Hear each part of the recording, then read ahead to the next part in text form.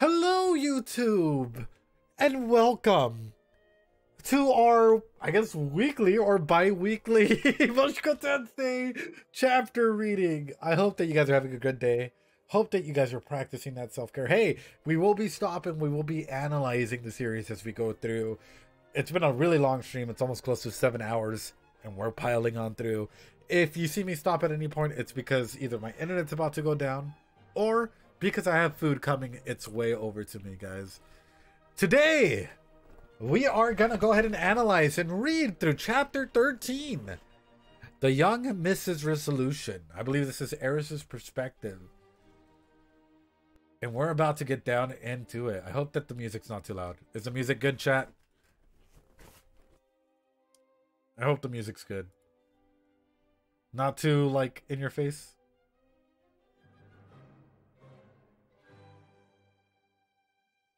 Ba ba ba ba. Yay, nay. Is the music loud? No? Yes? you guys are leaving me in suspense here. Alright, guys, letting y'all know as we go through it. No, they would have knocked. It's fine. Okay, good. Let's go. Alright. Chapter 13, The Young Mrs. Resolution. By the time the meeting ended, the sun had already set.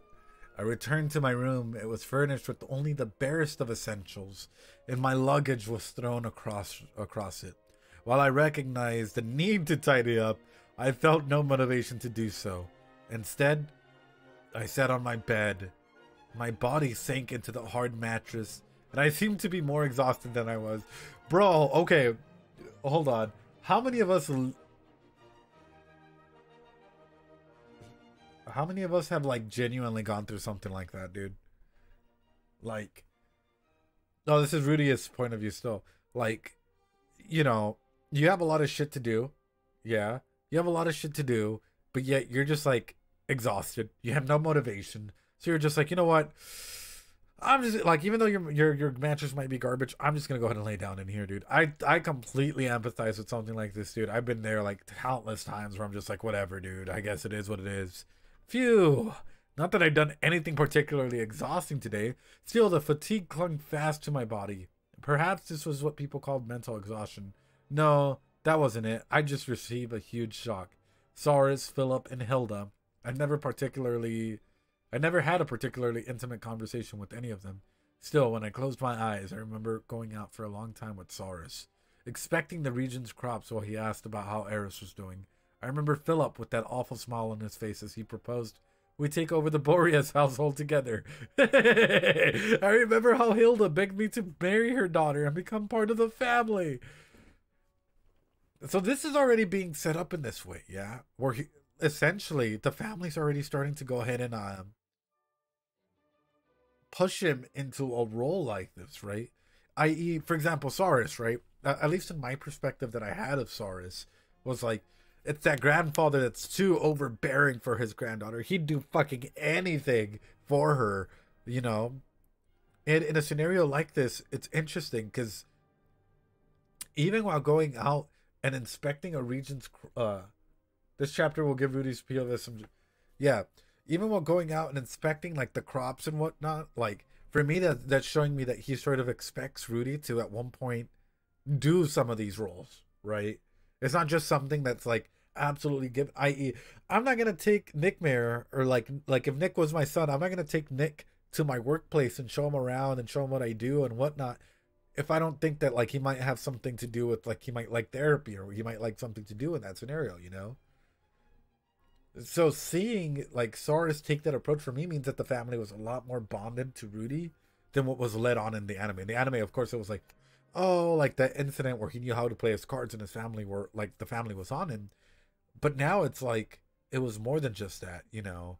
Saurus, of course, being, like, the granddaughter route, but Philip, you know, even still talking about, like, hey, we can take over the household together. It can be united. It can be a united front. It can be this or that, you know, and Hilda even approaching this. It's a whole family approach. In psychology, we call this family dynamics, right? So, like, the family dynamics in here. Imagine this, right?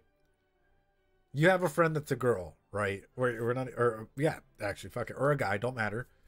And their whole family approves of you. They want you guys to get together. How does that make you feel in your interactions with them? Would that let your imagination start going wild? Or no? Do you feel like you'd be able to keep your boundaries up?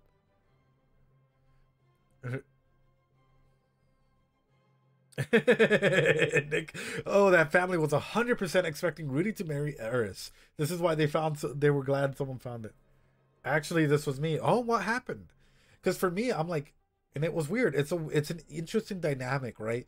Because yes, it can build you up, but at the same time, it can also be like, how do I approach? How do I do certain things? And if you're an individual that hasn't really had a lot of talks about boundaries or like know about like proper approaches and stuff, it might make your own sexual desires start spreading a little bit more, right? It might be one of those moments where you have to go ahead and like start talking about it.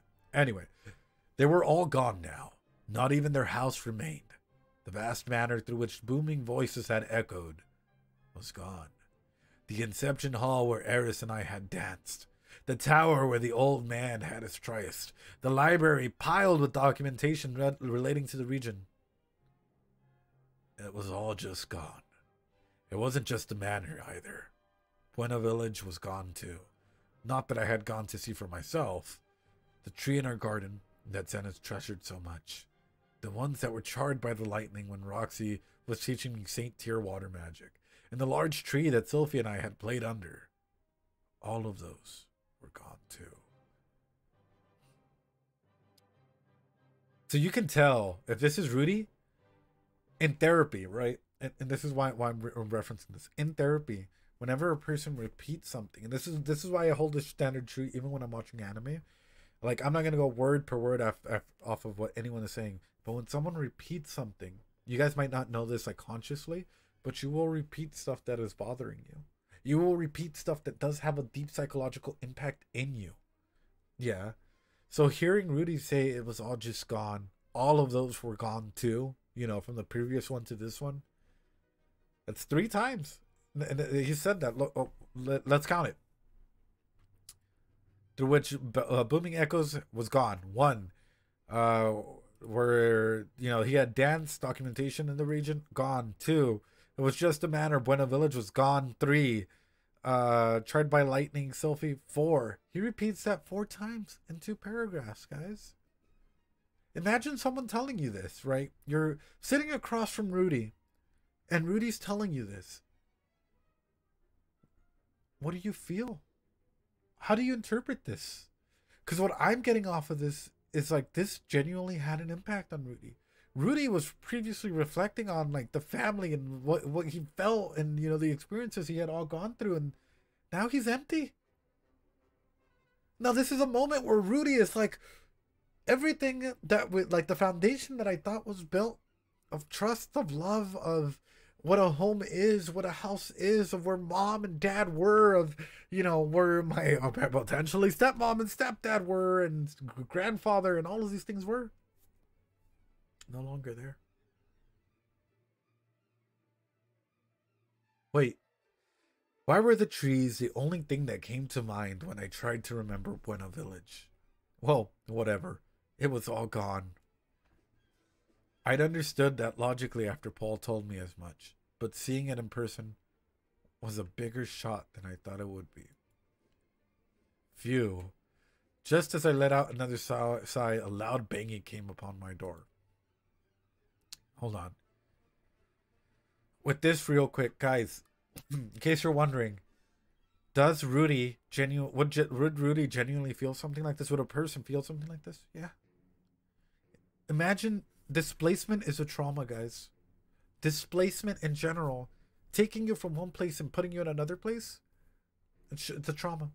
It's like adjustment disorders, displacement disorders, you know, trauma infilled in with that, dude. Imagine coming home and not being able to recognize your house, not being able to recognize your village, who you were, what you had, all of that no longer exists. That's a deep hurt that I don't think anyone could ever take away from them. That's huge. That's huge, man. My mind is fucking, it's riveting, man. It's going wild over all of this information, and I'm like, I'm putting myself there, and I'm like, I would feel alone. if anything. I would feel genuinely alone. Like, wow. Wow. Anyway, a loud banging came upon my door. Come on in, I bade them enter. It was Eris. Evening, Rudeus. Eris, are you all right now? I'm fine, she said as she came to stand before me. Hold on.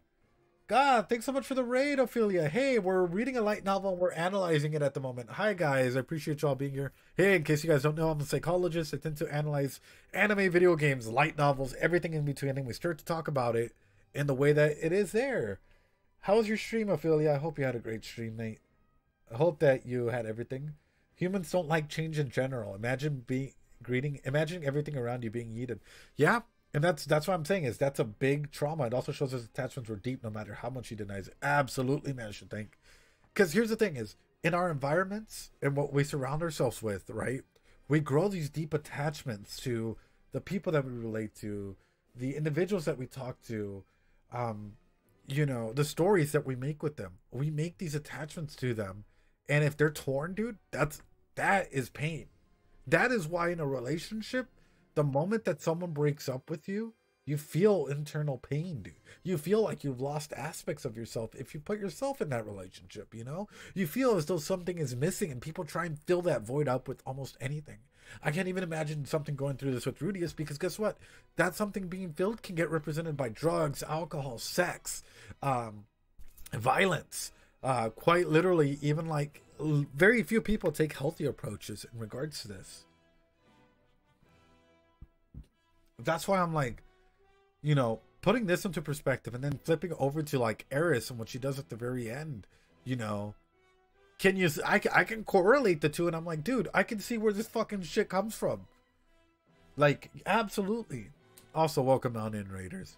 Evening, Rudeus. Eris, are you alright now? I'm fine, she said as she came to stand before me, taking up her usual pose. She didn't look depressed at all. Impressive as ever. Her family had been completely wiped out, and she was still far stronger than I was. Actually, she usually wouldn't even knock, and just bust the door open with her foot. Perhaps she was depressed. Well, I figured this is how things would end up. Oh, really? Eris spoke as if it didn't really bother her at all. Like she said before, it seemed she'd prepare herself for this, specifically for the possibility of her family being dead. I couldn't bring myself to do the same. Even now, not knowing where Zenith was, it was hard to believe she was alive. It was much more likely that she was dead, and I understood that intellectually, but couldn't bring myself to accept it. Here's my thing is, this journey so far, up to this point, we had seen, in the anime at least, I haven't read the novels, this is just pure anime up to this chapter, right? Eris had grown attached herself to Rudeus. Yeah. Eris, along that journey, through propinquity, through everything, you start attaching yourself in many ways, shapes, or sizes and forms, right? That's the way that we do it whenever we're traveling. This is why the more time you spend with someone, the more that you start to like them, and the more that you start, I don't know, like, growing fond of, like, certain instances of them. I just mentioned how sometimes having really bad displacement or trauma or whatnot can cause a hole in us that we try and fill in. I love propinquity. Yeah, propinquity is one of my favorite concepts out there because it explains so much as to why we relate, how we fall in love, how we make friends, so on and so forth, right? But when it comes to this particular concept in terms of displacement and coming in and finding out that your family's been wiped out, your kingdom, your region that you're supposed to rule has been completely wiped out, the people there has been wiped out. What do you do? What do you do? You have a hole now. You've been traveling with this man for a long time, and he's been taking care of you. And now you come to the area, to the region where, they're supposed to take care of you, and you kind of feel inferior.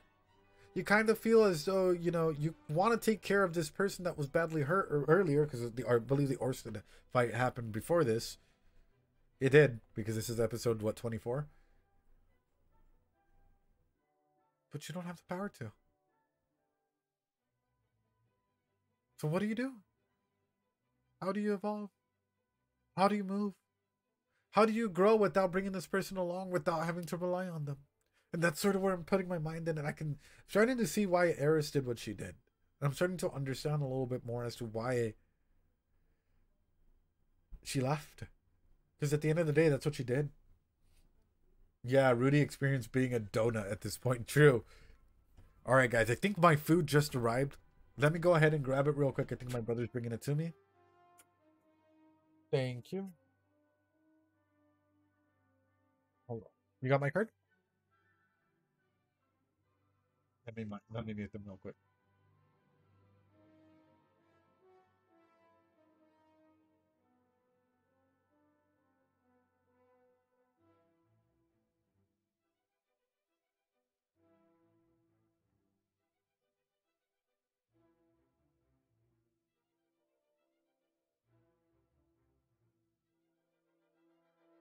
One of the doggos wanted to come in. All right, guys. I got my food, luckily. So I'll be eating it as we go through. Orskin versus Dunkin' Donuts. All right. Hold on. Let me pull it out, guys. Got myself some Panda Express here. Some Chinese food. No, I'm not going to eat with chopsticks. But I will say this. Oh, really? Eris spoke as if it didn't bother her at all. Like she said before, it seems she'd prepare herself for this, specifically for the possibility of her family being dead. I couldn't bring myself to do the same. Even now, not knowing where Zenas was, I had to believe she was alive. It was much more likely that she was dead. I understood that intellectually, but couldn't bring myself to accept it. Eris, what are you going to do after this? What do you mean? You heard about things from Mr. Alphonse, right? I did, but who cares about all of that? Who cares? I echoed back. Eris was looking straight at me. Suddenly, I realized, albeit a little too late, that her outfit was different. She was in a clad black one piece that she hadn't worn since she fought back in it in Milishon. It matched so well with the red hair that it almost looked like a dress. I could see her breast pushing through the thin material. Hey, yo, Rudy? Huh? She's not wearing a bra then? Upon closer inspection, I realized her hair was a bit damp. I could smell soap too, something I only ever noticed right after she bathed.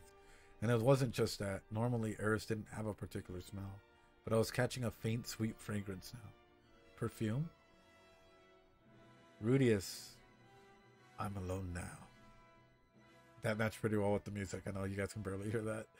Alone, that was true. She had no family. She had brothers related to her by blood, but they weren't family. And besides that, I recently turned 15. The moment I heard her say that, I panicked. When had their birthday passed? Mine was just a month or two away, which means her must have been about a month ago. I didn't even realize. Oh, I didn't even hear the vine boom. Damn. Sorry for not remembering. Which day had her birthday been? I couldn't remember even dropping a hint about it. I would have thought Eris would make a lot of fuss over turning 15. Had there really been nothing? No day when she'd said something that indicated her birthday? You may not have realized it, but it was the day that Rudyard told me I was an adult. Ah, so that was it. It all made sense now. This sucks. I seriously didn't notice, I thought. Should I get something for you? Is there anything you want? Yes, there's one thing, she said. What's that? A family. Bro, this is straight up a trauma response. This is straight up. Before we continue, right? Because I don't want to like ruin my own thoughts. And that way, if I'm wrong, I can correct myself as we go through it. This is a lot of people that go through this, dude. A lot of people go through a trauma response like after a really big incident, which is why I will always say, hey, your partner just lost someone really, really big and they're super duper hypersexual active. Hey, maybe you want to take a day and go ahead and like let them process their feelings and shit. Like, you know, it might be a little bit of the healthier option here because a lot of it, how do we let out emotions, right? And this is me not criticizing her in any way, shape, or form, because guess what? Sex is a normal thing, guys. Like how we like sex and the way that it's been used has been great. They brought me they brought me the food and they didn't bring me. Yeah, sex is completely normal, but why do you think we use sex, right? Aside from procreative properties, why do we use it? And this goes out to YouTube as well. What is the main purpose, aside from procreation, for sex? What other methods does sex have in in effects for us? Yeah. I mean, let me text my brother real quick. Because Couldn't you also argue that sex during that kind of time could be used as a way to distress? That's exactly what I'm going for, Nick and Neko.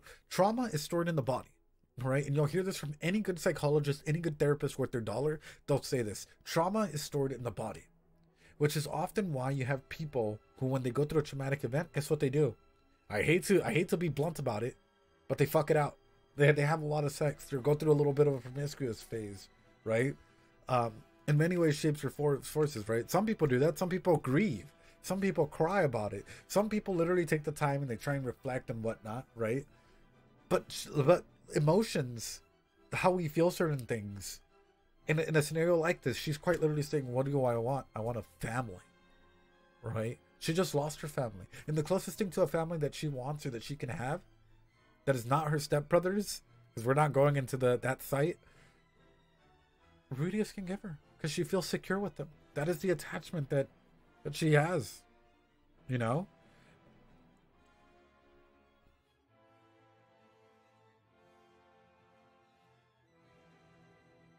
So that's what I'm getting at. I'm like,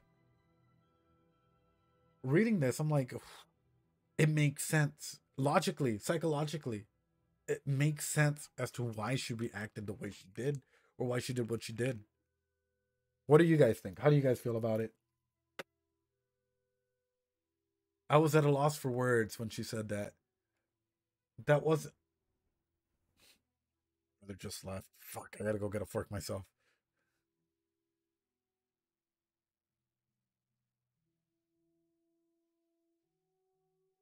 Then she said something I couldn't give her. I couldn't bring people back. No, she's not talking about that, brother. She wants you to give her a family, bro. She wants she wants she wants you to like you know do the thing that you've been wanting to do for a while. Rudy has become my family. Huh? When I looked at her, I could tell that despite how dark the room had grown, her face was bright red. What this? Well, you know, a proposal. You mean like brother and sister? Bro, why'd you gotta take it there, bro?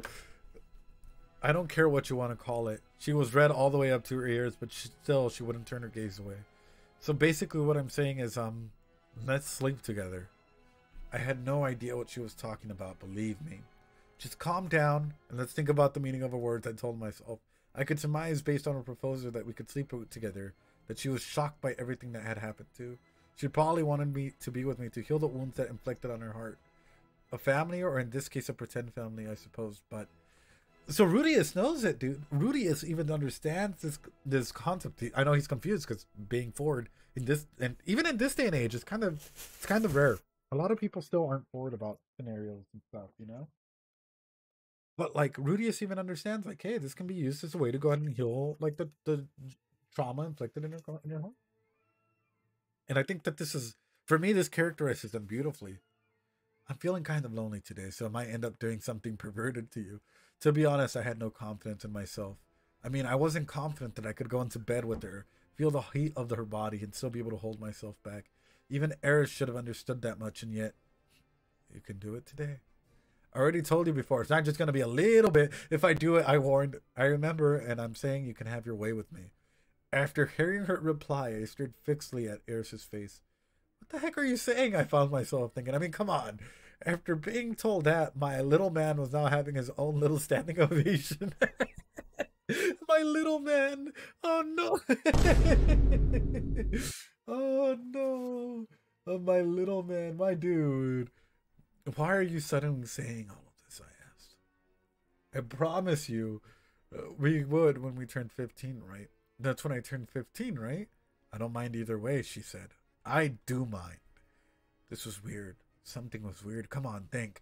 Well, why? When was it that weird? That was weird. Oh, I got it. In other words, Eris was feeling desolate, so perhaps she was being self-destructive. I've seen scenes like this numerous times in erotic games. People comforted each other to cope when they lost someone, and by comfort, I mean they locked their bodies together physically. Okay, yep, I got it. I know he assaulted himself, but still, soldier reporting for duty. But still, my thing is, he's understanding this, but he's still like, and this is telling me that like, Eris really believes in her promises strongly, and this like the incident that happened really just solidified the aspect as to why he's an important figure in her life. And for him, it's showing me that Rudy still has low self-esteem. And I'm sort of still wondering, does he view himself as Earthius? Or does he view himself as Rudeus? Does he view himself as that child that got bullied in high school and got made up for having a tiny wee? You know? And he's over here, even like narratively, saying like my little soldier was standing at attention. You know? That's why I'm like, for me, this is speaking volumes as to like, even though he jokes around about certain stuff, it might affect them. Like it's still like it's the way he talks about himself is still in that like low self-esteem way. Still, what did that say about me if I put my hands on her in this kind of situation? It was almost like I was taking advantage of her when she was weak. Of course I wanted to do it, okay? The worst part of me was rejoicing. Let's throw away our virginity. Fucking fireworks everywhere. But that wasn't something I should do under normal circumstances. We were both in pain. And if we let ourselves be caught up in the moment, we would regret it later. I was sure. But I might not get another chance with her giving me permission like this. If she suddenly decided to go off and be with Paimon, our promise would go out the window. No, forget that. I really didn't want Eris's first time to be stolen by someone else. I wanted to do it. I did, but I had a feeling we shouldn't. I'd made fun of all the indecisive protagonists of harem stories before. I'd call them cowards who couldn't pluck up the courage when it was necessary. And now that it was actually my turn to be in the same situation, I was the one hesitating. Ooh. Dude, fucking real. For those of you that have had your first time, right? How was it? Genuinely asking. I'm throwing this out there because people like to romanticize your first time. It's a fucking nerve-wracking experience, dude. And like, if you're like, if you're going through this, if you whatever, right? Everyone's gone through it, right? And it can be like a good experience, a bad experience. It could be an experience where you're like awkward, funny. You're like, oh shit, And if you've been long-term partners, and let me go ahead and state this out there. Hey, sex isn't gonna be the glue for the relationship. I'm just gonna be straight up. Sex doesn't solve everything, But this is, yeah, this really brings up the purpose that like Rudy was even questioning big aspects of himself. Not yet. Yeah, Rudy was questioning big aspects of himself and what it means for him to actually do this. Because this is not just a simple moment of like, oh, I gotta do this. Yeah. It's oh, fuck. This is it. This is real. This is a situation where if I don't do it and she leaves, am I gonna regret this in the future? Although to be fair, I would be funny if like Eris comes back in the future. It's like, I've had your son. I've been raising him. Where were you? Anyways, guys, give me a quick second. I'm going to go run. I'm still going to leave the screen just like this. Give me like, if you guys are watching this, by the way, hit that 1 point, like on YouTube, hit that 1.5 speed or whatever. It'll help out. I want to go grab a fork so I can go ahead and eat this, because otherwise I'm not going to be able to eat my food and analyze and talk about this. Anyway, I'll be right back. Hold on.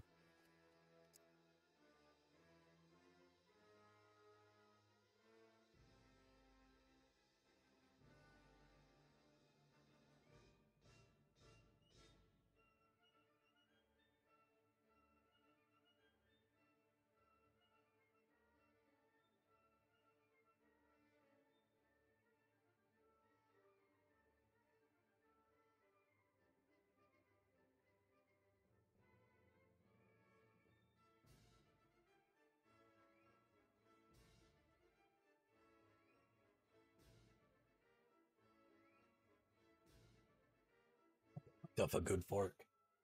Anyway, hold on. Let me take a bite, guys. I don't want my food going cold.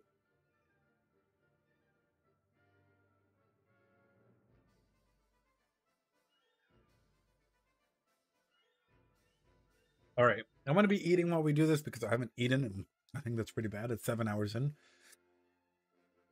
Still, what did that say about me if I put my hands in her, my hands on her, my hands on her in this kind of situation? It was almost like I was taking advantage of her when she was weak. Of course I wanted to do it, okay? The worst part of me was rejoicing. Let's throw away our virginity. But it wasn't something I'd do under normal circumstances. We're both in pain. And if we let ourselves be in the moment, I would regret this later. I was so sure. I'm glad that, like, consciously he's aware of all of this. And that for me speaks wonders about everything. But I might not get another chance without giving me permission. If she's telling, yeah, Paimon. Don't forget that. Really didn't want Eris' first time to be stolen by someone else. Really wanted to do it. I did, but I had a feeling we shouldn't. I made fun of all the indecisive protagonists of harm stories before. I'd call them cowards who couldn't pluck up the courage when it was necessary. Now it was actually my turn to be in the same kind of situation. And that was the one hesitating. What was I supposed to do? Whatever I decided, I felt like I'd regret it later. I would only stop regretting it 2 years from now, when on my 15th birthday, Eris would present with the ribbon wrapped around her body. Here's your present. Since I might accidentally punch you, I tied my hands up too. Feel free to do what you want to me, she would, as she sat atop of my bed. No, wait. I'd almost died recently. What I thought were the final moments of my life. I've been full of regrets. There were still things I wanted to do, but no guarantee that something similar would happen in 2 years that remained before my 15th birthday. It wasn't like I could narrowly escape death forever. Maybe I should get rid of my virginity right now before any similar troubles arose in the future. No, but wait a sec. Okay. YouTube's people in here. Guys, for your first time, was it something that you just wanted to get done and over with, or was it something that you genuinely wanted to treasure? How was that for you? What'd you guys feel if you had it?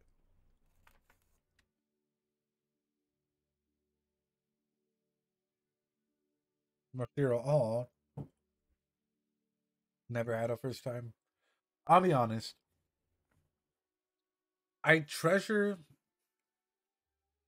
the moments that I had, you know.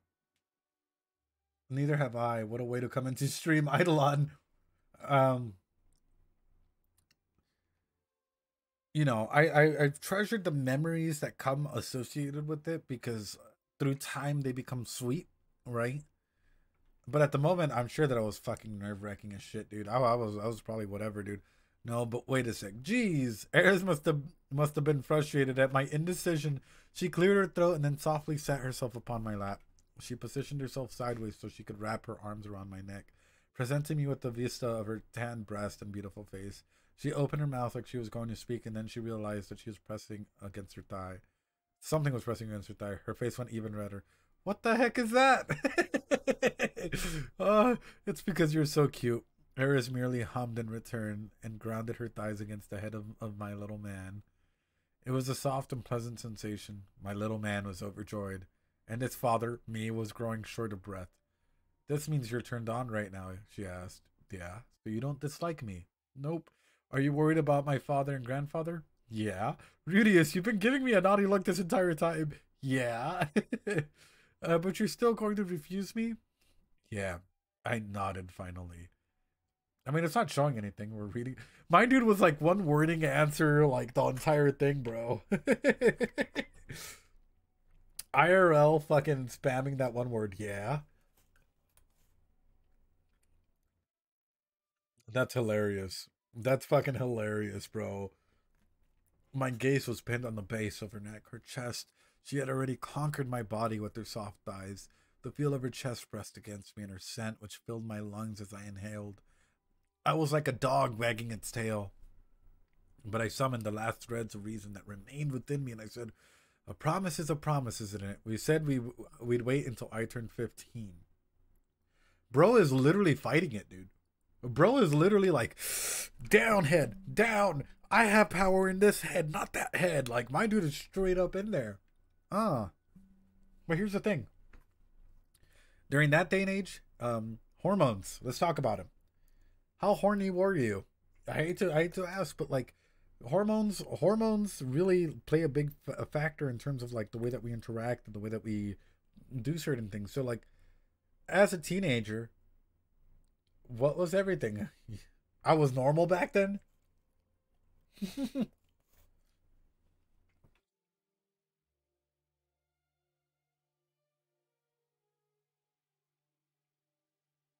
As a teenager, yes.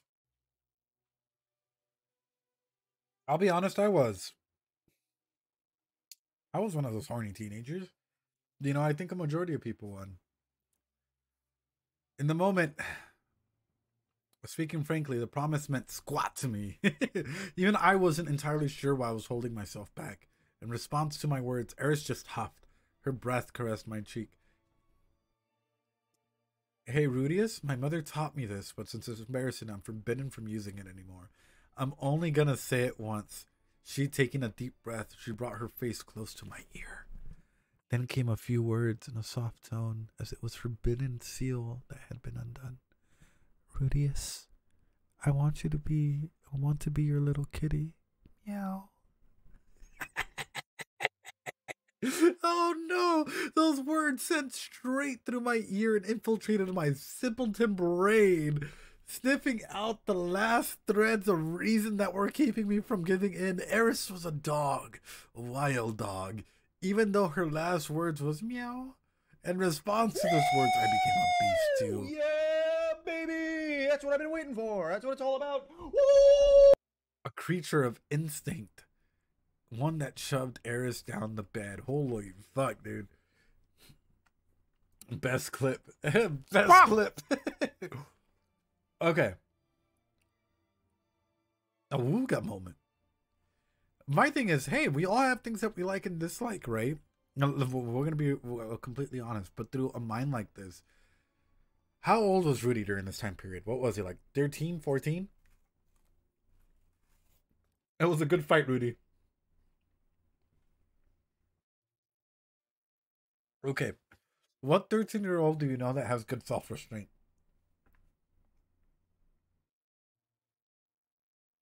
I'll be honest, I really haven't met any good 13-year-olds with good self-restraint, right? In a scenario like this, I like that people, because there's this debate, right? Like, oh, but consciously he's making all of this efforts and stuff like this. I'm gonna go ahead and throw this out there. Okay, his brain is still developing in this world. Hormones, right, can influence our thought patterns and can cause us to act in silly ways. If you were in American high school, you would know a lot about promposals and all of this shit. When you're an adult and you look back on it, you might cringe a little. You know? Why were we doing silly shit like this instead of just being like, hey, you want to go out and do certain thing? To affirmate our love for this one individual. And it's like, but you're already dating them most of the time. Don't underestimate the hormones that are going through. Poor people that accuse him of being a 45-year-old. What do you mean? Consciously, how do you not know that you're a 45-year-old? Consciously speaking, how do you not know that you're a 90-year-old or a 150-year-old? It looked batshit insane. Actually, I spent a prom at a science convention giving a presentation. Eidolon, damn, dude. But here's the thing, bonfires. You will never know what another person is mentally. We will never know how old another person is mentally. Mentally, they could be 1,000 years old. But guess what? The brain is the brain. Your physical age really does determine a lot about the hormones that are rushing through you, how things can influence you, i.e., you might be more sexually driven at certain points in your life because of those hormones, right? So looking at aspects like this, I'm like, even though Rudeus was practicing self-restraint, and he was practicing self-restraint a lot, he was like, no, I know it's fuck, but no, you know, like he was trying to go ahead and like make sure that it wasn't one of these like, you know, essentially like trauma, like healing through sex moments, right? But guess what? Hormones can get the best of you in some scenarios like this. I went to buy a suit for that and I had to explain that it was for a presentation, not for prom. Eidolon. Oh no. No way. We have a family friend who is absolutely. They'll fight you for this, for the most stupid. Like get into Unga Bunga caveman. Yeah, Nick Mirror, absolutely. And that's the thing is, like, if you reflect back on like the weirdness that was like some of those years, sex even do something? No, Mashir Sama, what it does, it's a way of deflecting the problem or actually introspecting and dealing with the problem through the use of physical means. Because if you're getting that dopamine hit, you know, if you're having sex, if you're like letting yourself off in some way, shape, or form, you're getting rewarded. Your brain is saying it's a reward. You're okay. You don't gotta deal with this shit right now.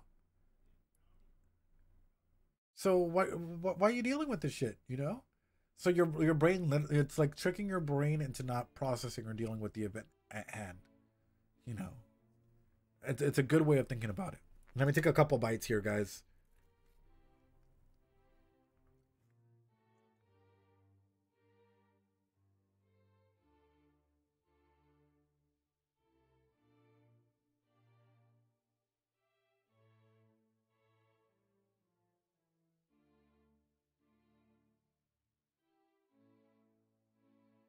Filled it with water and promptly asked the teacher if he could bring it home. What the fuck? That kid was something else. So basically putting it aside until later. But my thing is sexual education, at least in most areas, needs to be improved. It needs to be talked about, like, for example, hey, sex is normal, but use a condom. You know, not like don't do sex. The only way to have sex is to be abstinent. Like that doesn't work. It's been proven time and time again that, you know, that shit don't work. Something happens, turns out it's a big problem. Brain, that's a problem for future me. Yeah, yeah, yeah.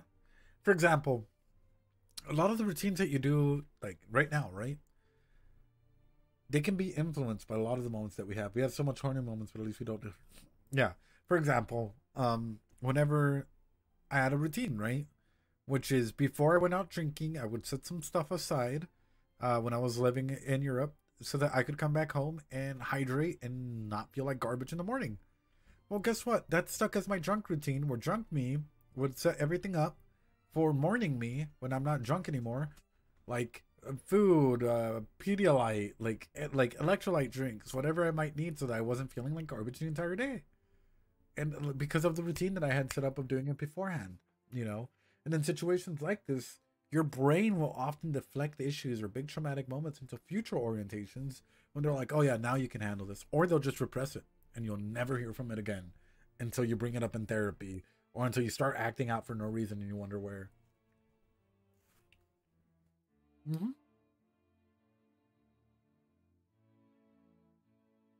That night, I like the sentence. That night, Eris and I ascended the steps of adulthood together. During that time, I forgot all about the other complicated matters weighing on us. All I could think was about how I wanted to be with Eris. I didn't say as much, but I think I loved her. I wanted to protect her forever. I didn't care about the circumstances. Paul had said it himself, hadn't he? Who cared about a noble's duties? I didn't need to think about stuff like that. I would do anything to help her. While we were at it, 3 children would be fine, but I was sure we'd make more than that. I was elated. It never even crossed my mind to wonder what Eris might be thinking. Eris. Oh, is this Eris's point of view now? Holy shit, are we transitioning into Eris? Hold on, guys. I don't want my food to go cold. I'm like battling. I'm battling whether I should like quickly eat this and then get to it because I don't want to like fucking be eating and doing this. What do you guys think? And we'll have the editor like quickly paste these together. Dinner speed run. Dinner speed run. All right. All right. Sounds good. I'm gonna go ahead. I'm gonna go ahead and go into a be right back screen. I'm gonna eat this up real quick, and then we'll start off with the Eris side. Give me a second, guys. Quickly as I could. All right, Eris. My name is Eris Boreas Greyrat. That day, I became an adult. Rudeus gave me the present I wanted for my 15th birthday. It was a bit different than we'd promised, but we tied ourselves together all the time. All the same. I loved Rudeus. Hope you guys can hear me. Yeah, you guys can. When it was the first, when it, when was it that, when was it that I first started to realize my feeling? That's right. It was on his 10th birthday. I was sleeping with when my mother suddenly shook me awake, dressed me in a bright red nightgown, and with a serious look on her face told me, "Go to Rudeus's bed and surrender your body to him."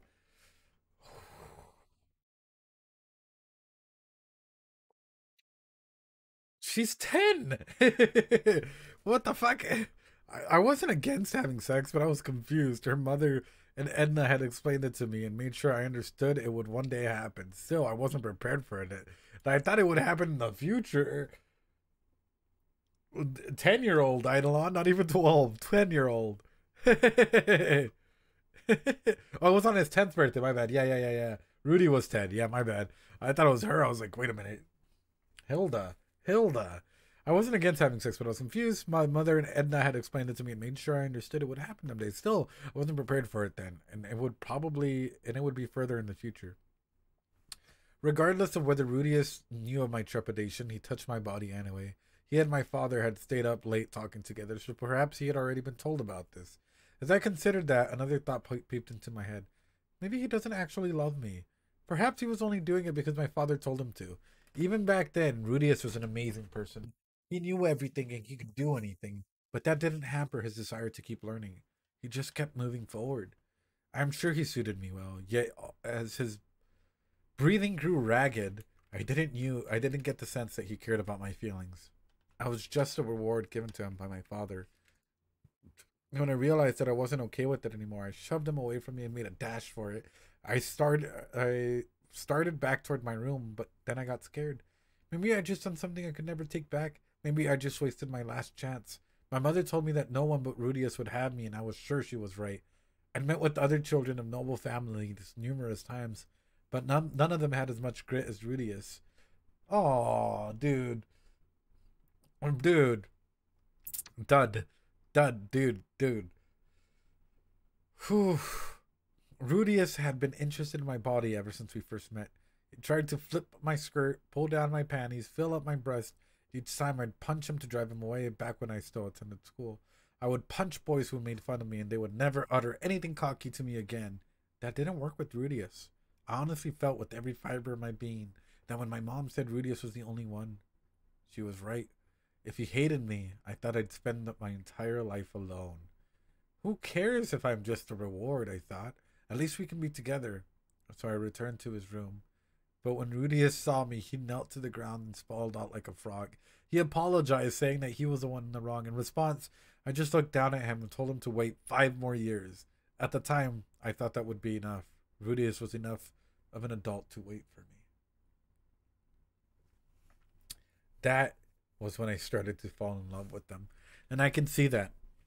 That's, before we continue, because I'm not trying to look down, I can genuinely see that where like that is an event where you can start saying, wait a minute, this individual actually, compared to everyone else, has their actual like boundaries, has their abilities to like say no, right?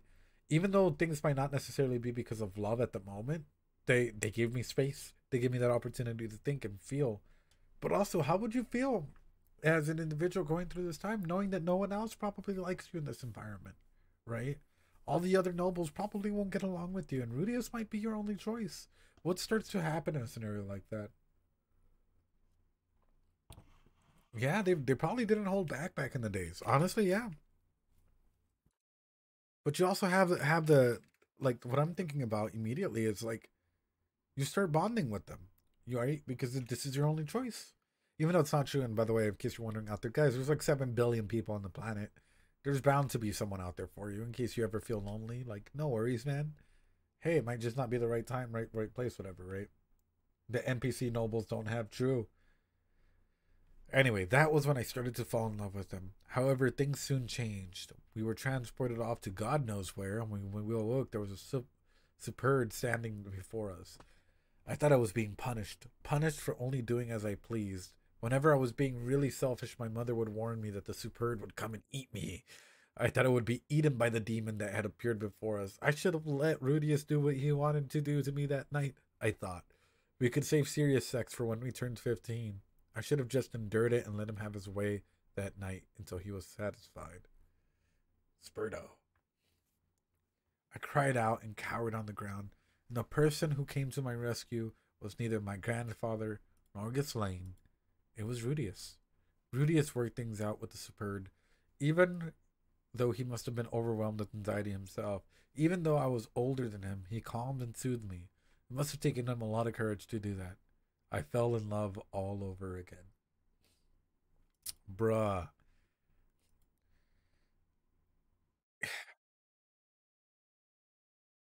here's the thing.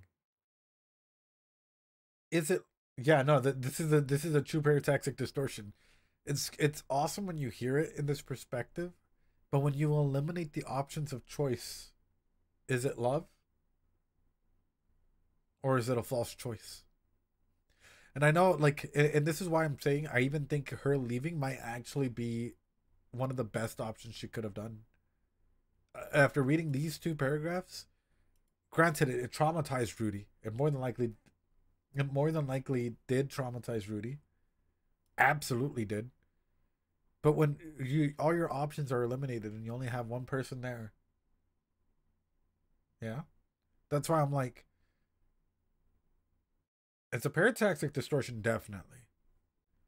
But at the same time, this is what I'm saying. I can see Rudeus if he was older, right? Because we've already seen the way that Rudeus works and the way that trauma works and all of this stuff goes.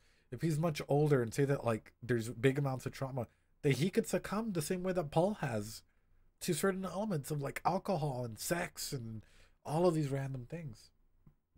If it was for the best, it's super tragic and sad, and she should have used better words, but she needed the space to grow. Absolutely, Nasha Tank. I think with her having that space to grow and think and genuinely reflect if she likes him or not, I think that's what's huge. Because if she comes back at a later point, being a bigger adult, experiencing life or whatever, and coming back and being like, dude, I actually like you, dude. Like, dud. Rudy, you're amazing, bro. You know, it can grow through that. That's why I'm like, this is huge. This is huge. After that, even his face went pale. He dealt with the demon folk. He didn't eat very much. He hid the fact that he wasn't feeling well physically. I was sure he was keeping his suffering to himself because he didn't want to worry me. So I decided to restrain myself too. I bit back the urge to yell and punch people and let Rudeus handle things instead. I tried to act the same as I always did, but there were times where I just couldn't hold it in, when the anxiety came boiling up to a point from deep within me and wouldn't stop. But Rudeus didn't get angry. He just stayed beside me. There were no cutting remarks. He just shook my head, wrapped his arms around my shoulders, and comforted me. During those times, he never once crossed boundaries. He was normally so playfully obvious about being turned on by me, but during those times, he never touched me more than was necessary. Maybe he was trying to assuage my anxiety. He was thinking of me, not just himself. Oh no, he didn't eat too much because the food was just plain awful. Oh no, I wanted to become stronger. At least strong enough to not be a burden to him. The only thing I could do better than Rudeus was wield my sword. And even in that regard, I couldn't compare to our companion Rudyard. And while I might have stood a chance in sword fighting, I couldn't beat Rudeus when he used magic. And this is where the parataxic distortion comes even further. You already have someone that's coming in as your white knight. Yeah. Yeah, there's already been lots of moments where he stepped in and he's proven himself to his parents. There's already parataxic distortion. He's proving himself to you by countlessly spending time with you, saving you, so on and so forth during these events previously. And then, boom, he's the strongest person in the group. That's a hell of a parataxic distortion to create. That's a hell of a power dynamic to create and all of that, right? Which is why I have a feeling that Eris might literally, in order to find out what her love is, or how she loves, or what love means to her, she might try and get stronger, realistically. She might try and get as strong as she possibly can in order to try and, like, not be below someone when, like, they need you, but be by their side. The same way that Rudy's has been by her side throughout this whole event. This is big. This is huge. Alright. Despite all that, Rudeus let me gain experiences by fighting with them. I was sure the party would have an easier time killing monsters and traveling over land if it had just been the two of them. The thought made me want to cry. I worried that Rudeus might realize I was holding them back and come to hate me. I worried that he would leave me behind, so I worked desperately to get stronger. This is what I'm talking about, dude.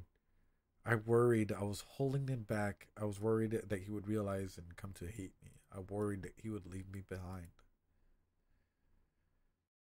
Bro, team the super? What the fuck? True. I requested that Rudyard train me. He knocked me down numerous times. Each time Rudyard would ask me, do you understand? Each time I would remember Ghislaine's words and nod. Rationality. That's right. Rationality. There was rationality to the way an expert moved. When training with someone stronger than me, the first thing to do was to observe them. True. Even in martial arts, when you're sparring with someone, the first thing you should be able to do is, first off, breathe, right? Second off, look at their movements. Why are they moving the way they do? Are they prepping any steps? Are they doing anything for their kicks or punches or anything like that? Rudyard was strong. Stronger than Ghislaine, most likely. And so I watched. I watched his movements intently and mimicked them where I was able. Rudyard helped me in my quest to get stronger. In the middle of the night, after Rudeus fell asleep exhausted, Rudyard would join for me for training without once making a fuss about it. Of course, he still knocked me flat in every bout. Perhaps it was difficult for him to strike me down as he did, given how much he loved children, but I felt confident in calling him master. Third, distracting it in the head first. A year passed since we started our journey. I thought I'd become stronger. It was different from the understanding that I'd come to before, when I'd been told rationality, rationality, repeatedly by Ghislaine. Through my training with Rudyard, I finally understood the true meaning of the word. Previously, I hadn't seen a problem with sloppy movements in battle, but I understood now that each and every movement had meaning to it. Then one day, I managed to defeat Rudyard. In retrospect, it seemed like he had his attention drawn towards something else. Still, I didn't care that it was a distraction which created the opening. I'd finally landed one hit on him. I landed one on him. Now I wouldn't be a hindrance anymore. I could walk beside Rudeus. This is maybe the main reason why she left him, dude. This is probably the main reason why she left him.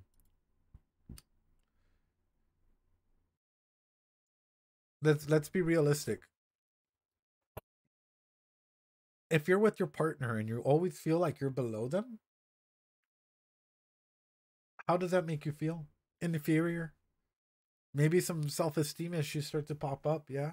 How can you take care of your partner if your partner's stronger than you? If your partner's better than you? If your partner does this and that, right? And of course, if you don't have really good communication. It deals that experience of I must do better. I have to improve myself, and so on and so forth.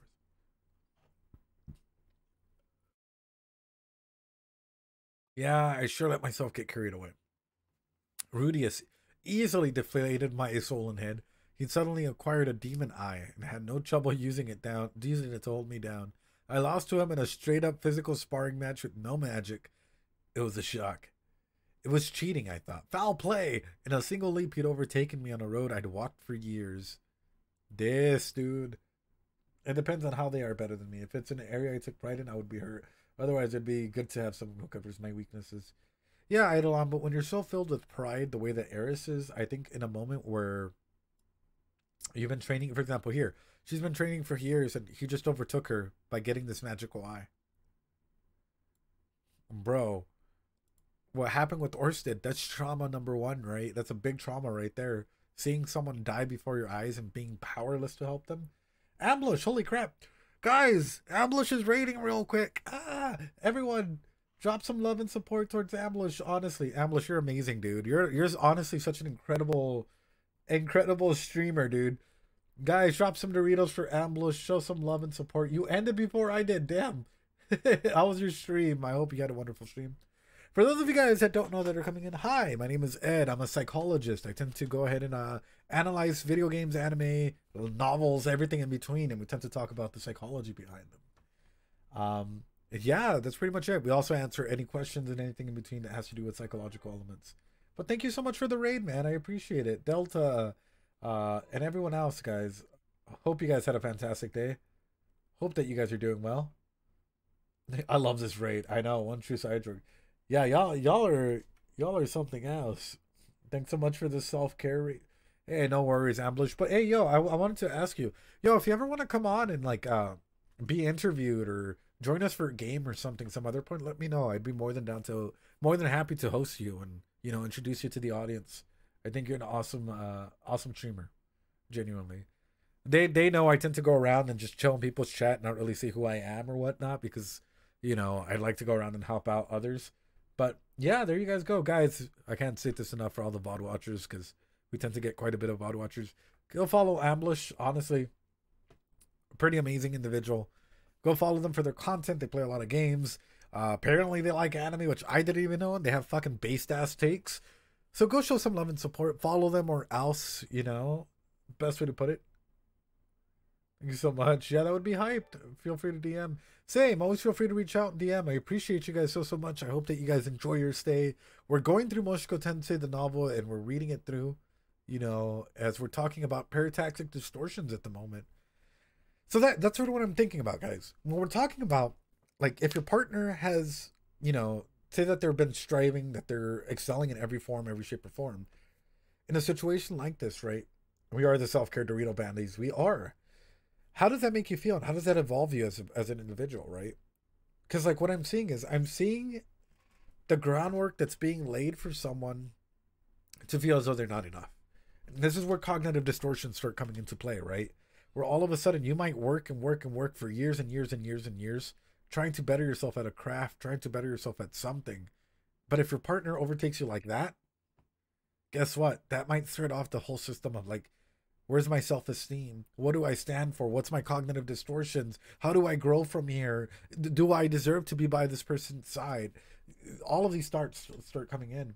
Nick and Neko, I think them being so young also plays into it. If they were older, having Rudeus be better than her might not be such an issue. Well, Nick and Nick, let's put it in this way. You're a teenager. How's your self-esteem? For those of you guys that were teenagers at some, we were all teenagers at some point in time. How is your self-esteem and your ability to relate with individuals that, like, kept being better than you? Even adults, yeah. Even adults struggle through symptoms like this and situations like this. But in moments of, like, being number one at a game and then losing, people cry, right? So on and so forth. Damn. I know my throat's going a little hoarse here. I cried in secret. Being able to deal with it largely depends on how you've thought about it and experience with it. Yeah, it also depends on your natural supports and how people around you have helped you grow and handle with failure and systematics, like the systems of, like, growth and change, essentially. How have people around you tackled the situations with you when you were younger, right? Which also comes into play, for example, this question, which is, who do you consider your family? And it doesn't have to be blood related. Who do you consider your family and why? Who do you consider your natural supports and why, right? Those are active questions that, like, even as an adult, you should be considering. Anyway, I cried in secret. Early the next morning, I went to the beach and sobbed as I swung my sword. Rudyard told me not to worry about it. Rudeus was just very compatible with the demonite he'd received. He told me if I trained, I'd get stronger, that I had talent and shouldn't give up. I'm going to do some after stream self-care, but I'll be lurking. You have a lovely rest of your stream. Oh, thank you. I appreciate it, Amlish. I hope you practice some self-care there. And honestly, hey, yo, hit me up whenever, dude. I'm more than down to do anything, honestly. That talent, I shouldn't give up. What talent? August Lane and Rudyard did was lie to me. At the time, Rudius looked so grand to me. He'd shown so large and so bright that I couldn't even look at him directly. I'd put him on a pedestal. Wow, look at that. What was I talking about? Parataxic distortions. Putting them on a pedestal and shit, dude. Would you look at that? It all comes on. But also, thanks so much for following Delta and Amlish. I appreciate it. I'd wanted to catch up, but I'd given up at some point, thinking it was fruitless. Then that changed after we crossed the Millis continent. That was when we met Gis, and I learned there were combat techniques out there besides sword fighting and magic. I wanted to try to learn, but he refused me. At the time, I wondered why. I couldn't accept it. So parataxic distortion, essentially what means having... Putting someone, essentially it's pedestal work. Putting someone on a pedestal, having these idealized versions of someone without them ever being able to properly meet the requirements for it, right? So for example, if I put you, like, you know, if you put your crush, right? Oh, wow. Parataxic alone, I think that just means, like, going against. Let's pull it up on Google. Parataxic, look. Distortion. Relating to or being in thinking in which a cause and effect relationship is attributed to the events occurring at the same time with not having logical relationships. Oh, but that's just... then, of course, there's parataxic reasoning, but that's a separate thing. But anyway, that's sort of the end all be all. Do you remember the visual image of Rudy Cliff had while Eris was talking about him? I think so. I think I remember. I'm trying to process it. I think so. You know, I think I remember that image. If not, you're just gonna have to screenshot it and send it to me. Because I'm like, I'm trying to think back on it. I remember hearing or maybe seeing something, but I'm not quite sure. Fuck. Okay. And then there were the events in Melishon. I wanted to prove that I could do things by myself, so I went to slay the simplest of creatures, goblins. That was when I caught the first glimpse of my own talent. I fought those strange assassins and I overwhelmed them. At some point, it started to grow. But when I went back to the inn, Rudeus was down in the dumps. When I pressed him for details, I found out that Paul was in the city and that he and Rudeus had clashed. Even though Rudeus wasn't crying, when I saw the extent of his depression, I finally remembered he was 2 years younger than I was. Yet despite his age, he'd become the home tutor for someone as selfish as I. He had to celebrate his 10th birthday away from his family, was forced to travel the demon continent while shouldering a burden like me. Then his father pushed him away. Yeah, dude, this is all of this, all these events. Think about it this way, yeah? All these events of like negative self-talk, of everything, it can start putting in the foundation of like, oh, but I can love him.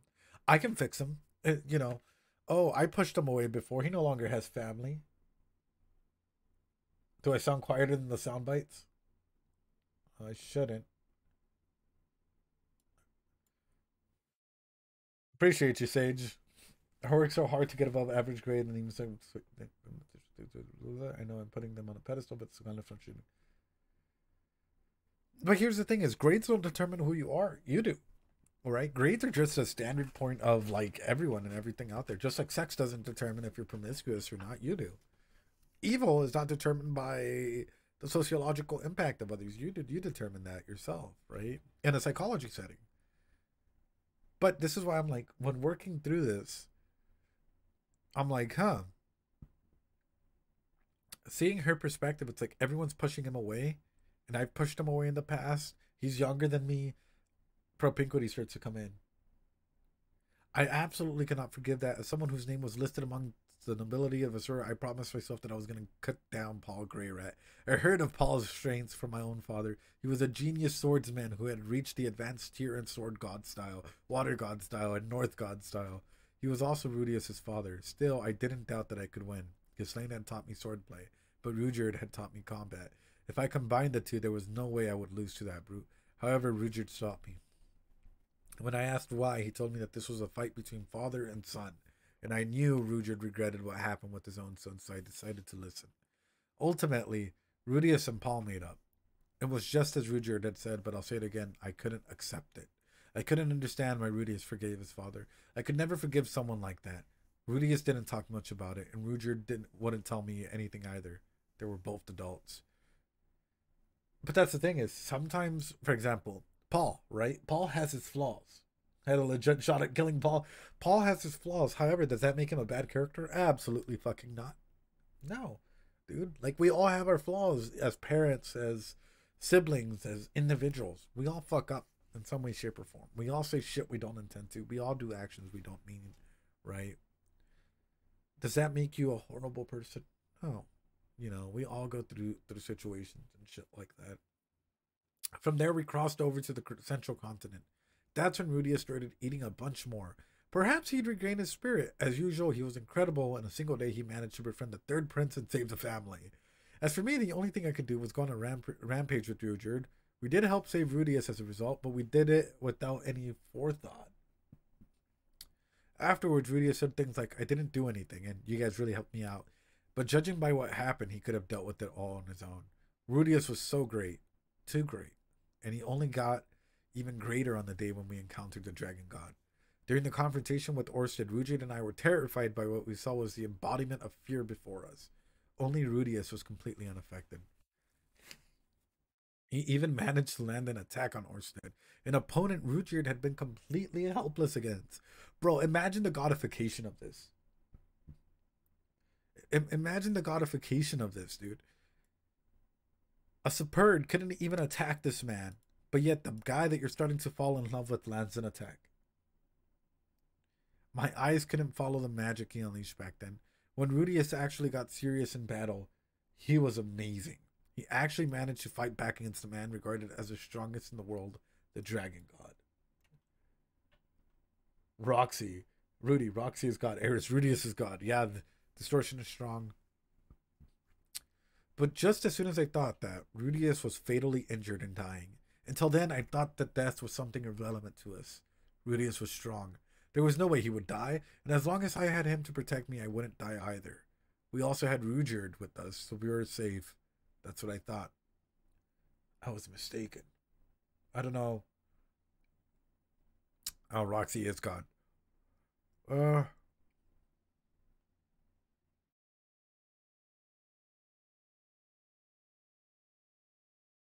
if that girl accompanying the dragon dog god, the dragon dog, the dragon god, hadn't spoken up on a win, or if the dragon god hadn't been able to use healing magic, Rudeus would have been gone right there. I was so scared. That incident renewed my fears. There we go. There we go. That's exactly what I thought. That incident was a big traumatic moment for her. There's already the displacement that happened earlier, but now, quite literally, going through a situation like this where the dragon god, reiterates the importance of you, like, having to step up, having to do certain things. This is explaining exactly why Eris left, dude. Being realistic, this is why Eris had to fucking do what she did and leave. Yeah? She's trying to get stronger, dude. She's trying to be one that's able to go and fight by your side and not have to rely on him as an individual to save herself. Now Rudeus was becoming godlike. Even though he'd almost been killed, he was completely nonchalant about it. Just 3 days after he'd almost died, he was anticipating a future encounter with the dragon god and practicing new magic to prepare for it. I couldn't comprehend that. I couldn't, and I was scared, so I just stayed beside him. I felt like if I didn't stay with him, he'd disappear and leave me behind, and that's exactly what you did to him. You disappeared and you left him behind. uh, then we parted ways with Rudeus. Rudeus said that beating the dragon god was impossible, but right there at the end, he taught me something. He reminded me of the technique the dragon god had used. It was burned into my memory, the way he deflected my attack. Took away his virginity and left the vicinity, yeah? There was a method behind it. The dragon god wasn't an unknown monster. He was a master, but he was using techniques. Techniques known to man, yeah. Finally, we made it home, and I discovered there was nothing left. My father, my grandfather, and my mother were dead. I was heartbroken. After everything I'd suffered to make it back here, my house and my family were gone. Ghislaine and Alphonse were there, but they felt distant and formal, like they were different people. All I had left was Rudeus. This is what I mean. This is what I mean when I was mentioning her doing this shit. And I wanted us to become a family. I was impatient. His contract to tutor me had been 5 years long, and we had already passed that point long ago. He'd finished his duties by escorting me home. Not everyone in his family had been found yet. I was sure he'd immediately be off again, and he would just leave me behind. I just knew it. I used my body in order to keep him there. He hesitated at first, and I worried he wouldn't accept me. Rudeus had always been interested in my underwear, but he never peeked in on me while I was bathing. Even on the ship traveling to the Millis continent, when he could have touched me or stripped me, he didn't. Maybe he wasn't interested in my body. I spent all my time practicing the sword and lacked the femininity that other girls had. I wondered if maybe despite how perverted he was, he didn't actually want to have sex with someone like me. That wasn't the case, though. Rudeus was turned on by me, and seeing him like that turned me on too. So we connected our bodies. I'd never done it before, so it was painful at first, but gradually began to feel good. In comparison, Rudeus seemed to be enjoying it from the very beginning. Rudy. Oh. Oh. And yet partway through, he grew weak and feeble as if he might break. That was once again when I realized that Rudeus was smaller than I was. He was quite robust down there, but he was shorter than me and more slightly built. He was so young, and yet he had always protected me. He spent the entire voyage healing my seasickness when we were on the ship and was incredibly exhausted when we disembarked. How could he be fine after riding something that atrocious? There's no way. That's right, if Rudeus hadn't spent so much energy on healing me, then maybe he wouldn't have been bested later that night by Gase. Compared to that, what was I? I'd gotten more powerful. I'd gotten fairly decent at swordplay. But I got caught up in the image of Rudeus' magnificence that I ignored how little he really was. In the end, I used my anxiety about losing my family as an excuse to force myself on him, and treated him poorly in the pursuit of my own desire. Here's the thing: if Rudeus really didn't want you, right? Because this is her perspective, of course. This is her narrative. If Rudeus really didn't want her, he could have pushed her off, right? But Rudeus was unsure. Rudeus didn't know if he did or did not. Rudeus was leaning towards one side and the other. He wants to, but he doesn't want to. He won't. So, this was for me. This was like, yeah, yeah. But that's sort of what happens. TLC, displacement, trauma, all of these things. Your self-esteem tanks. I mean, for most of us, we like for individuals that have social anxiety. How's your self-esteem at making friends? Probably a little low, you know. Plus, physically weaker. Well, my thing is, even if he was physically weaker, he could use magic to escape.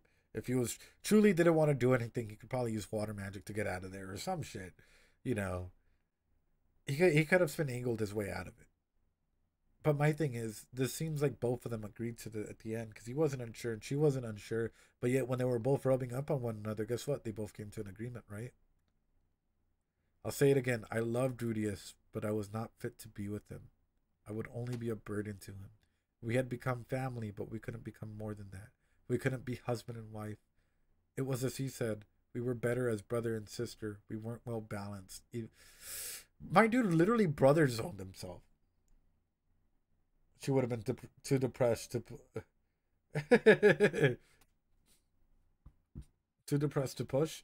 I don't. I think yeah. I think she would have just started crying. But also, my dude just literally brother zoned himself there, in a weird way. But also, I was not fit to be with him. By what standards? I would only be a burden to him. Again, the word burden comes up, which is what I'm talking about. The self esteem in here is, for her is low, and that's probably how she views herself. Isn't that what she's concerned about? That she coerced him into something he didn't want? So she's because right here it's saying in the end I used it to excuse myself to force myself on him. She was really feeling that way though, because she did say that she felt distraught and whatnot. So her feelings were valid. She was feeling that way. She's just saying this. This seems more like an afterthought, like she's retelling this story to someone at a later point. But I will say this: at the moment that both of them agreed to it, right, and are doing it, because guess what? Even if she did, it's force, and vice versa, right? Like for him, he could have pulled out any moment, any moment, any moment. Those hormones are raging, but you know, whatever. That's what I'm saying. Like for me, it just feels as though number one, the anxiety and trauma bonding causes you to be hypersexual. A lot of people with hypersexuality that go through trauma, guess what? They have guilty feelings afterwards. They feel really guilty about what happened. Family and all of them spend a lot of time calling her how hopeless and stuff. Yeah, yeah. There's a lot. Yeah, all of that, Nick and Nico. It's just a big combination of all of it. So my thing is from the perspective of like trauma and sex through the land of the lustrous. Yeah, someday, Lynn Severe's. Someday. I've heard about it. People have recommended it quite a bit actually. But through the trauma, like the lens of a trauma and like sexology perspective, is this normal? Do people go through cycles like this? Yes. Yes, absolutely yes. Displacement, trauma, losing loved ones. People will try and fill a hole.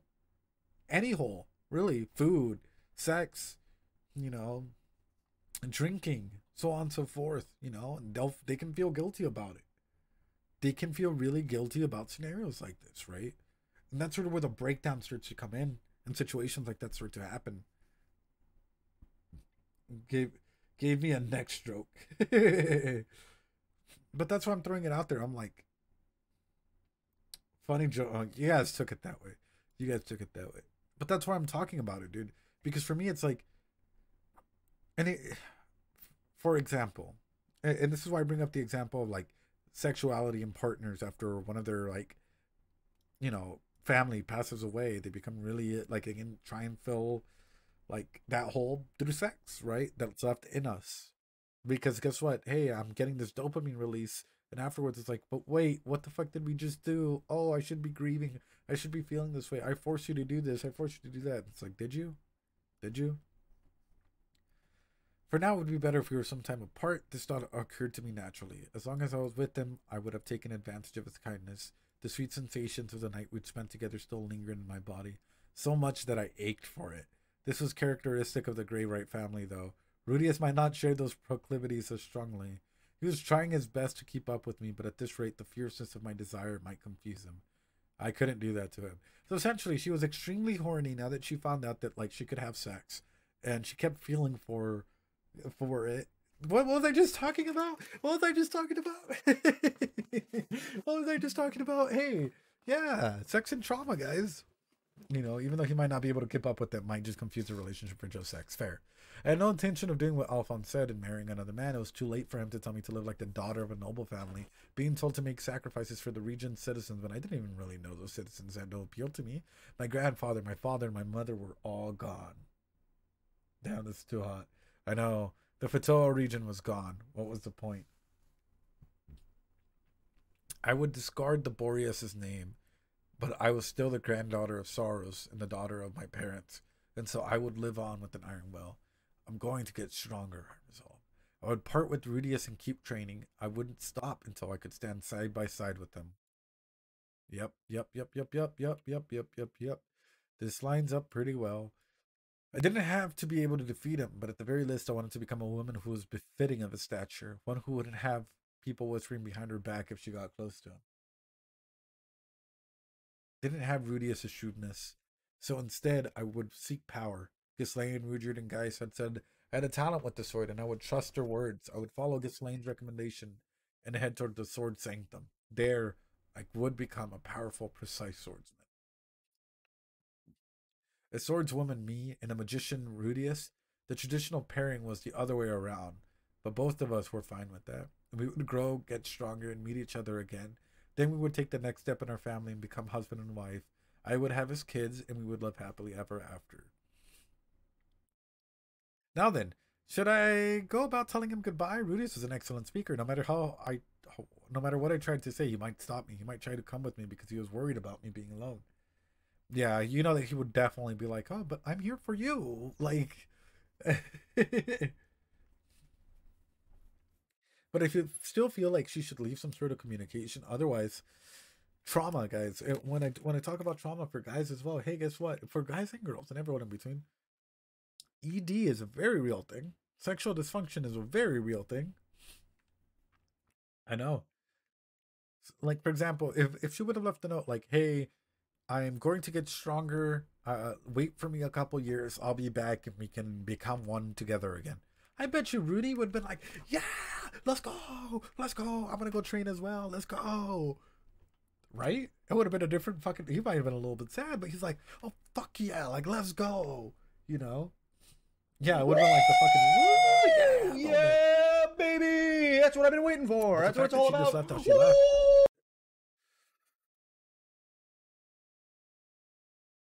Ooh, yeah, that's sort of what causes issues. That causes a lot of issues in self-esteem, sex, whatnot. And I wonder if Rudy, because here's the thing, as a guy, if you ever go through a big moment, a big traumatic moment like that, seeing how Rudy is,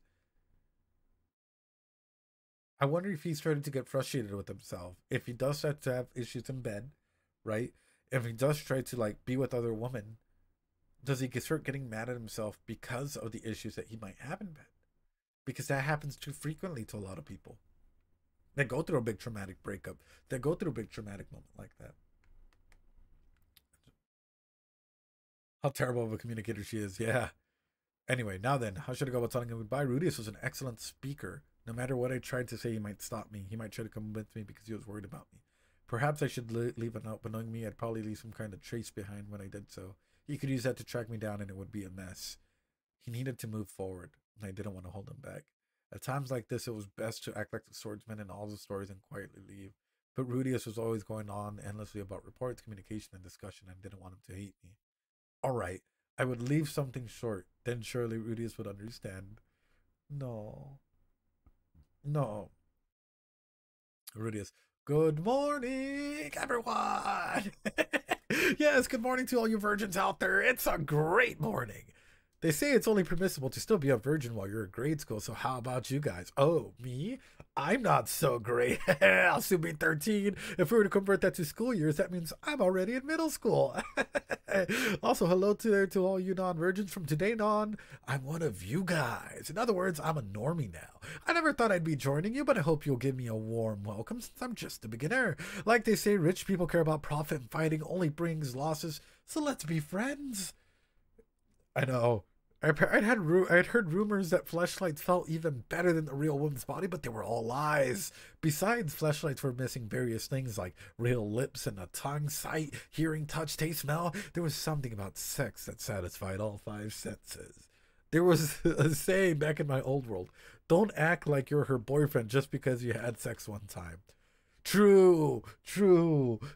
I understood what people meant by that, but and I'm not really so sure how to say this, but when I wrapped my arms around her waist and pulled her close, she slipped hers around my back and returned the embrace.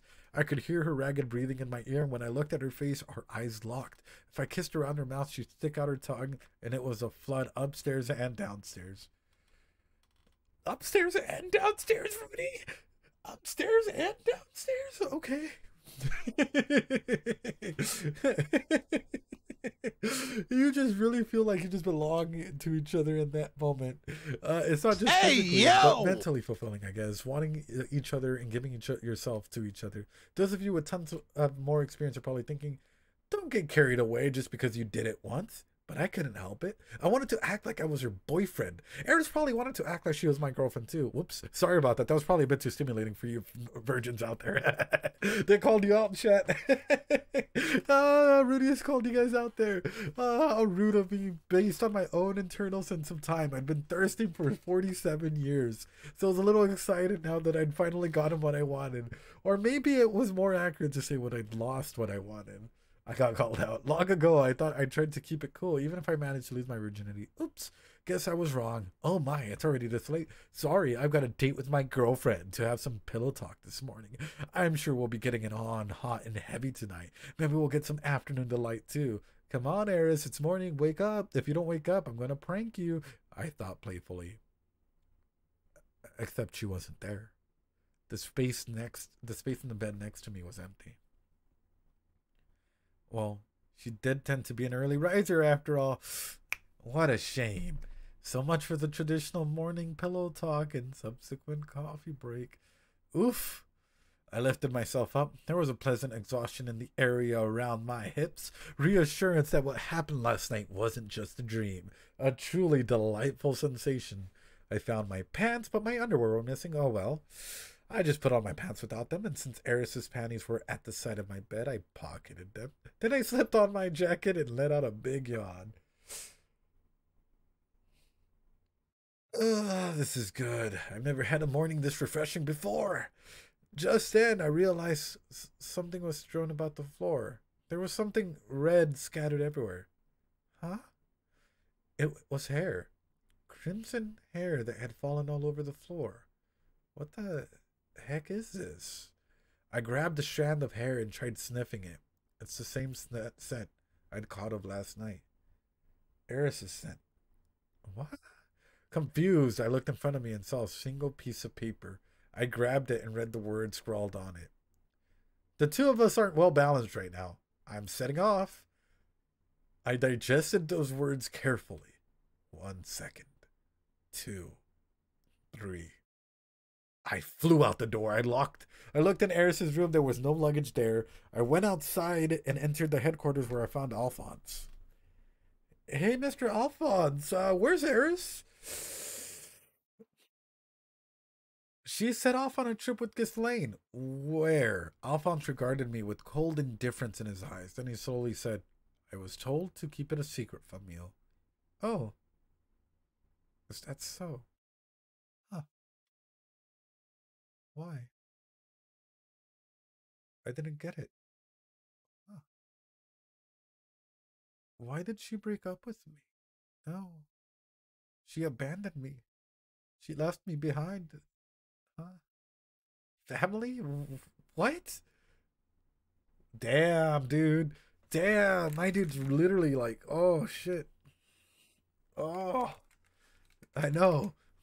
The amount of like pain that he must have gone through a scenario like this, like quite literally. He was like, oh yeah, at the very beginning, it's a one night stand. They told me not to get attached, but like you non virgins, you virgins don't understand. And that came to bite him right in the fucking ass, like immediately. Oh, dude, that would suck.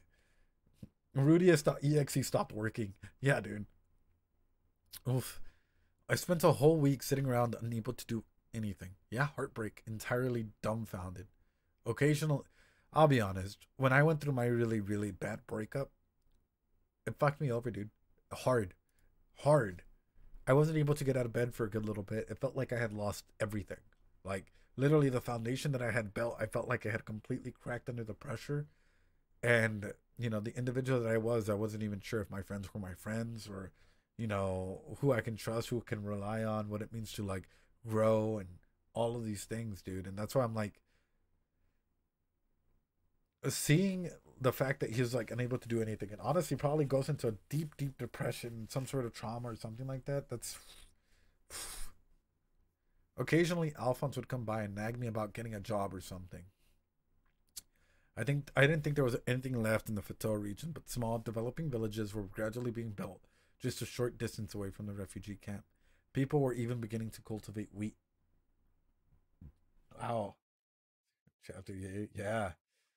Per Alphonse's instruction, I used earth magic to construct a defensive wall around the camp. The river threatened to flood it with its embankment and eroded, so I created a levee. Wow, my English is bad. Progress was gradual, but the restoration was proceeding. Apparently, earnest efforts at rebuilding would commence after the vast number of people from the militia finished migrating there. Eris chose death for herself. The person known as Eris Boreas Greyrat was no more. In her place, there was now simply Eris. Alphonse said her decision was going to cause several complications, so any official announcement of her fate would be postponed of a few years. He was probably acting on orders from Darius, not that I cared. Even though Eris was suddenly gone, Alphonse's facial expression gave no indication it bothered him at all. Half jokingly, I told him it's a shame Eris got away, but he just nonchalantly deflected it by saying, regardless, I have to work toward the Fatal region's recovery. Do you think that he just, in a way, it's for him to get like power back in there again? Aside from me building, it's also like, hey, if you're in there and you're the person in charge, it's more than likely going to be left in a position of power once this region comes back in. I needed to ask more questions to get a better handle on the situation. However, with Eris gone, I felt more apathetic about things. If the nobles wanted to fight over authority or whatever, they're welcome to do so. I thought deeply about why Eris left. I reflected on my words and actions that night. However, no matter how hard I tried to backtrack, the only thing that stayed in my mind was her lovemaking. Of course it was. It was as if that moment drowned out all the other details that night. Maybe I was actually bad at it. I just followed my desires when I took the lead. Maybe she felt disillusioned by how things played out. Not that. No, that would be odd. I was the one who went for it, but she was the one who invited me. No, that wasn't it. Her fondness for me had just run out. I recalled the past 3 years. I realized her trip was riddled with failures. We got here in the end, but that was largely thanks to Rudyard. Eris must have hated the idea of being followed around by the cause of all those failures for another 2 years. That's why she fulfilled her promise early and said goodbye. And this is where cognitive distortions, all or nothing thinking starts to come in because of trauma. I had no idea why she acted as if there were a deeper meaning behind her actions, but for the moment, that was the conclusion I came to. In the end, I hadn't really grown at all. It was no wonder her feelings for me had faded. It was then that I suddenly remembered I had another mission of my own. Ah, that's right. I need to search for Zenith. That was how I set out for the northern part of the central continent. Wow. Two different perspectives altogether, right? If Eris was better at communication, I feel like this would have been handled much better. Like my man would have woken up that morning and been like, yeah, my man would have woken up that morning and been like, okay, I can wait a couple years. I don't fucking care. Like, yes, I'm good in bed. Yes, she wants me, boys. Let's go. He would have been fucking happy or whatever. But the fact that she just left that note like that, yeah, way to cause trauma. I'm going to train. Don't search me. Like, it could have been something like, hey, I'm going to go train to try and get myself better. I feel like I need to better myself so that I can stand beside you. I'm going to be back in a couple of years so that way we can officially become family. You know, love the love making. I'll see you later. that would have been like, yeah, that would have fucking solidified it. Instead, now let's go ahead and cause a lot of fucking trauma to our boy. You and I are well matched. After sex has to be the worst possible word choice. Yeah, yeah. And no wonder there's a lot of fucking like cognitive distortions and shit that comes through with it, dude. But is anyone at fault for this? No. No, not at all. This is quite literally. I was about to say Sagusu. No, yes, she does. Yes, she does. Absolutely, she does. For not thinking about Rudy during the sex. That's why I'm like, I'll become strong. Wait for me.